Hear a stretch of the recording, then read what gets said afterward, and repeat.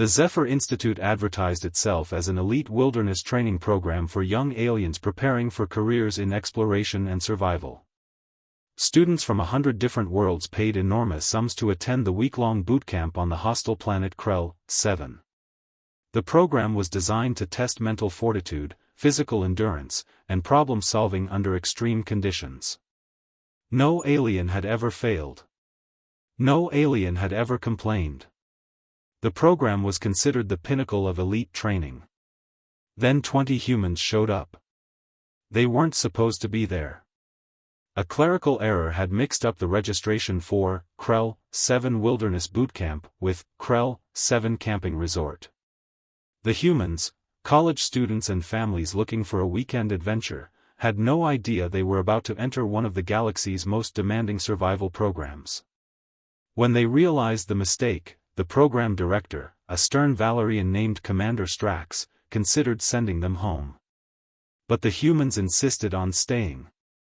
"We paid for it," said Marcus, a lanky college student. "And honestly, camping sounds amazing." The other trainees were skeptical. They were genetically enhanced super soldiers, telepathic strategists, and beings who could survive in extreme temperatures.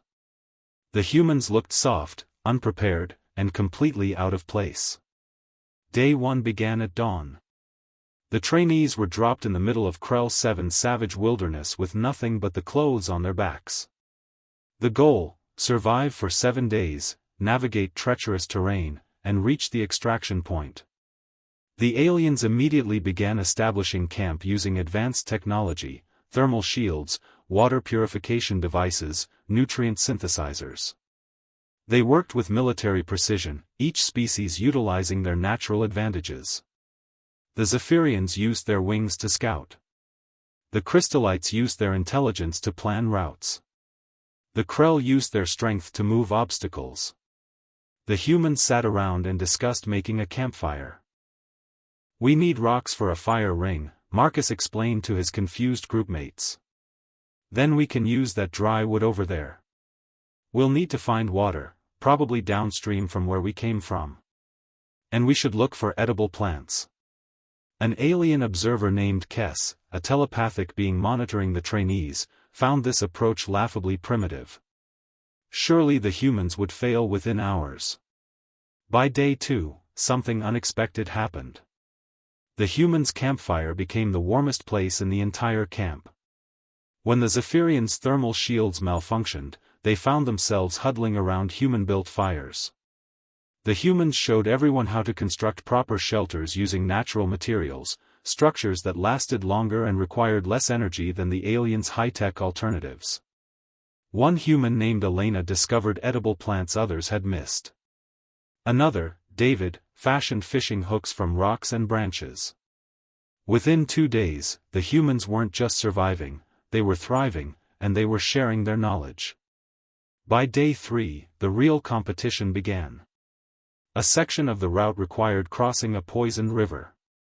The aliens debated technical solutions, water filtration systems, energy bridges, teleportation coordinates. They debated for hours. The humans simply fashioned a raft from fallen logs, tied it together with vines, and crossed in 20 minutes. "Why didn't we think of that?" complained a frustrated Zephyrian. "Because you have technology," Marcus shrugged. "We have whatever's around us." The aliens started noticing other things.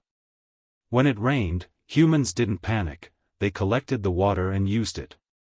When supplies ran low, humans didn't calculate optimized ratios, they shared everything equally. When a younger alien trainee got injured, humans didn't wait for medical technology, they created splints from branches and bandages from fabric, keeping the trainee comfortable through the night.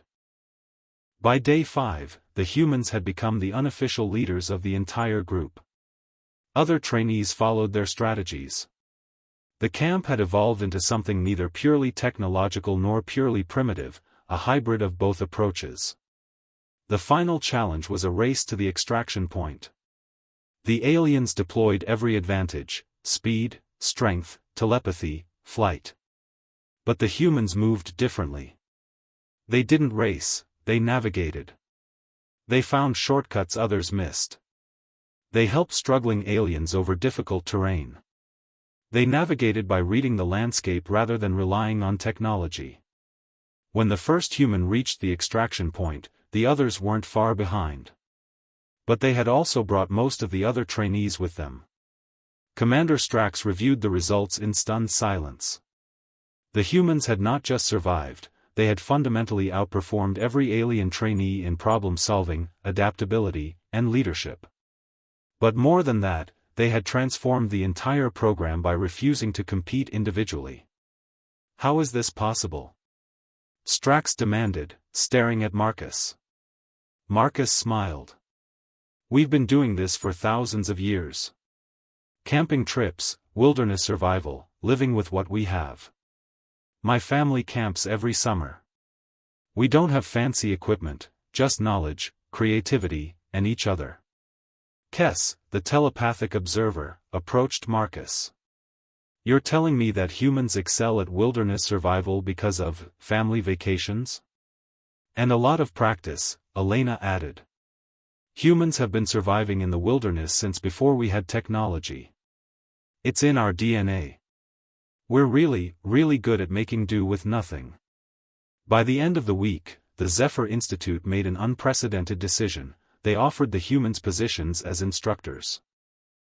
The error that brought them to Krell 7 had revealed something the elite program had been missing all along.